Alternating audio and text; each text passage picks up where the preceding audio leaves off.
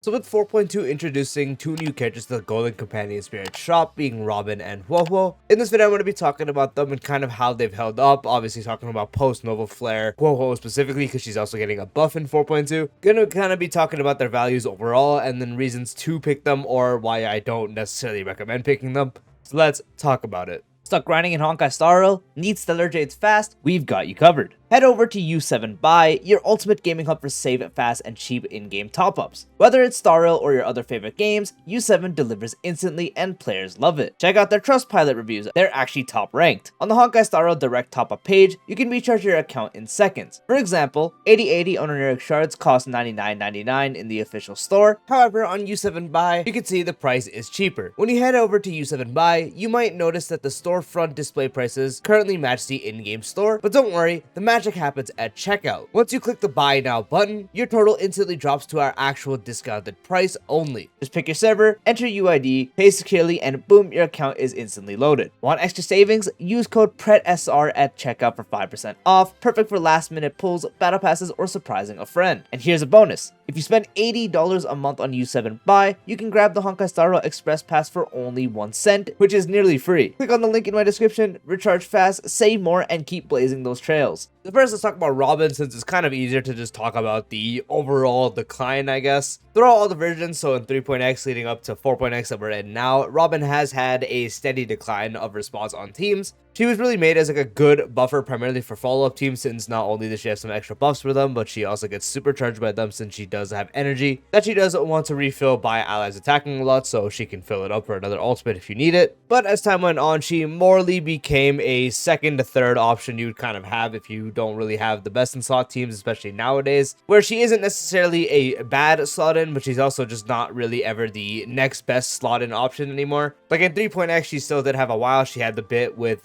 Finon, she had the bit with Anaxa, especially. This is also pre-Ceredra, since both Finon likes attack not as much as Anaxa absolutely loves attack, but there wasn't necessarily a super premium kind of character that provided a lot of attack for them. For Anaxa's deprived attack stat mainly, but also since Finon did like attack, Robin was really the only dedicated buffer, and also team-wide action advance still to this day actually is still very good. It's just the extent of her buffs have genuinely gone down a bit. It also doesn't help that some of the best teams in the game, like Remembrance, was pure HP scaling, so you couldn't use Robin. That was just a whole other thing. Now with Elation as well, the only one that is able to utilize attack is Sparksy, but you can't use conversion traces anyway, so it wouldn't matter. So yeah, there just really was no reason for the last biggest team and now the current biggest team, or the one that's getting the biggest updates, to really have a point of the attack buff. And outside of the attack buff, it is relatively whatever. She has some damage dealt in her skill, 50%, and especially nowadays when damage percent is very saturated, that's not something to have a whole skill over. And then her talent is 20% crit damage, so that's, you can imagine how low that is, especially now. She does have some extra crit damage dealt for follow-up attacks, so that's kind of just a bit that did help. But really, her only team has been the Fei Xiao team and the follow-up team. That's kind of the only place she has remained her best in slot spot in, just because Fei Xiao got a big drop off, and that was kind of the last thing holding her up. And also obviously as Fei Xiao got older, she's not really one you consider much anymore. And now we fast forward all the way to Asheville, who is the revival of the follow-up team, quote unquote. Not necessarily the best, since he's better just ran on his own, but if you want to have the best Fei Xiao team, you want to pull Asheville. And guess what, now the best team with Fei Xiao on it no longer has Robin, so effectively she has lost her best in slot spot, since now the team for follow-up you want to run is Fei Xiao, Asho, Tribi, and last thought would go to Sustain usually. And the only way to really put her in would be Sustainless, which not many people are going to do, especially with a lower invested follow-up team. While it is possible, again, it's just something that not everyone does. So Robin has kind of relegated herself to a more fallback option when like you really don't have many supports. That's kind of it. That's kind of just what her spot is in. As fine as she does seem, that's just kind of how it is.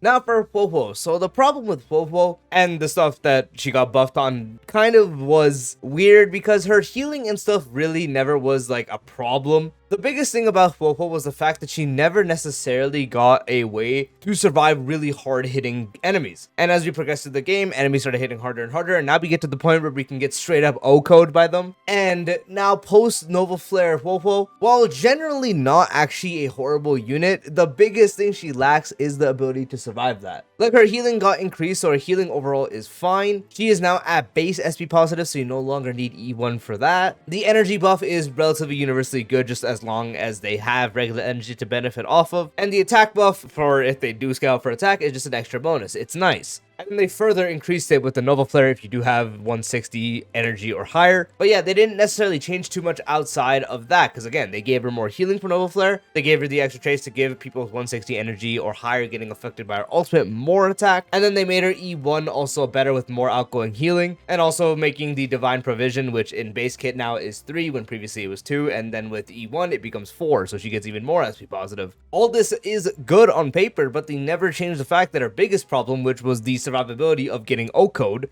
never was touched. So if you were to ever get O-code before Nova Flare, you're still getting O-code after Nova Flare. It's not any damage reduction being provided. There's no failsafe unless you have E2 with the revive, which, you know, we shouldn't really be at the point to rely on. That's generally the problem with this Nova Flare, because, like, again, outside of that, she actually hasn't really gotten, like, super worse. It's just the fact that enemies have been hitting harder. Like, again, her healing really, in my opinion, never was a big problem. The attack buff for a healer was actually pretty damn good, and the energy part was fantastic. That's what really sold the character. The fact she was SP neutral and was able to become positive with just an early investment of E1, and then now they changed it to where she's always SP positive and even more if you have E1. Like, all that in a base kit is honestly fine. It's just really the fact that survivability for those, like, hard-hitting enemies was the biggest problem. Because now we've gone to the point where enemies, like, even just like the smaller enemies, just hit really hard. And now with the introduction of Anomaly Arbitration, enemies there hit even harder than something like MOC. So if MOC can somewhat OHKO you depending on the enemies or bosses or leads or whatever, you can imagine an Anomaly, an enemy weaker than that is just going to kill you out of the blue. And since Huohuo has no damage reduction, no max HP increase, no ways to really get around that, unfortunately, her base problem still is there. So her actual place hasn't really changed much, even with the Nova Flare, in my opinion. Where she was at before, I genuinely think she is still really in the same place. Like, if you were to call her a tier 1 healer, I still think she's a tier 1 healer. If the Nova Flare gave her some damage reduction and stuff, I honestly think she could have went up to 0.5 very easily just off that alone, but unfortunately, it isn't the case. So while she still is able to function on teams as long as you don't get O-code, the only places where she's technically best and sought now in is like Dot, just because the energy on all of them is good. And then for Evanescia, she is just kind of there as a crutch option that's going to get replaced as soon as the last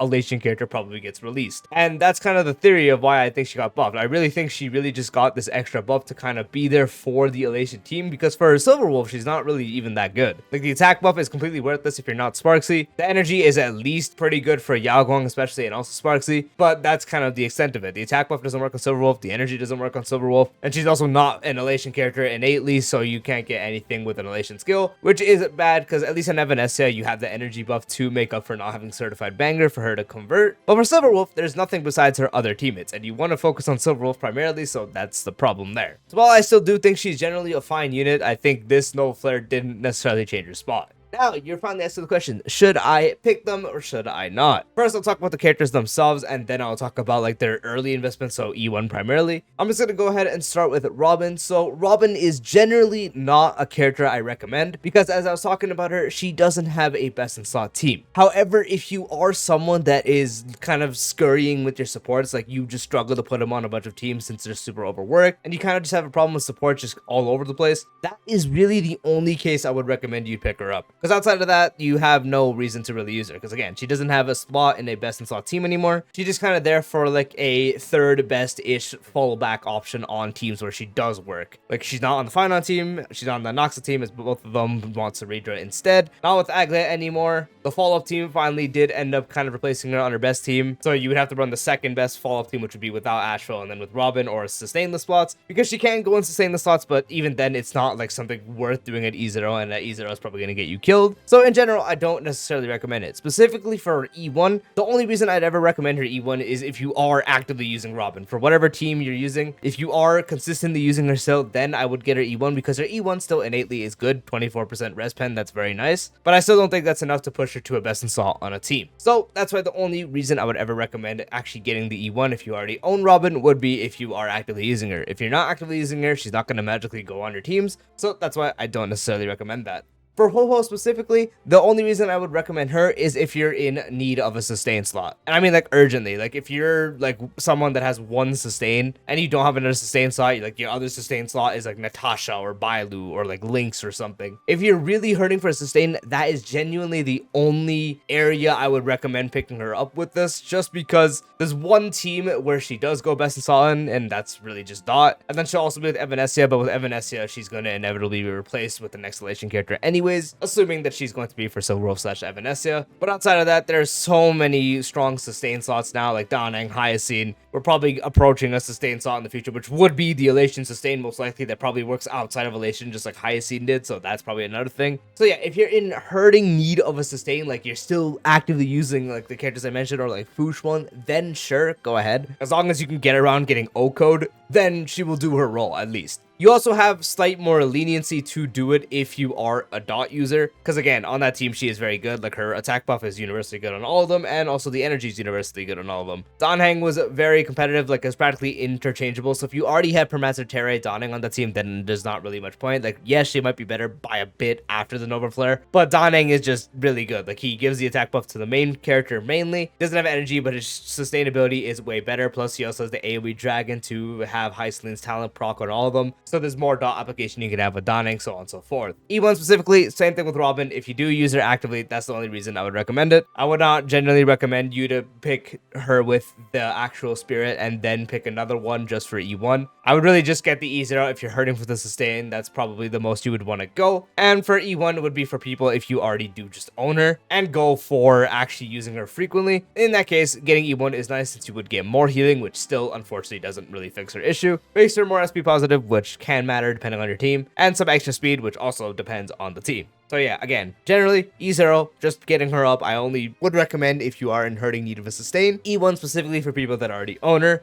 and would like that extra boost. In that case, go ahead. But that is it for the video. Pretty much the TLDR is if you are in need of a sustain really badly, then Huohuo. E1 would only be for if you already use her like frequently, then sure. Robin specifically, I generally don't recommend anymore. It would really only be if you are scurrying between your supports and you just have no other options and you're constantly out of options. Then she could be a slot until you finally get like the proper full teams for the characters. And E1 specifically would also be for people that own her and mainly do use her very frequently. But I do hope you found this video helpful. If you did, dropping a like would be greatly appreciated. If you're new to the channel or haven't done so already, be sure to subscribe and turn on the bell for future videos like this along with all other tips and style content. And I'll see you later. Peace out.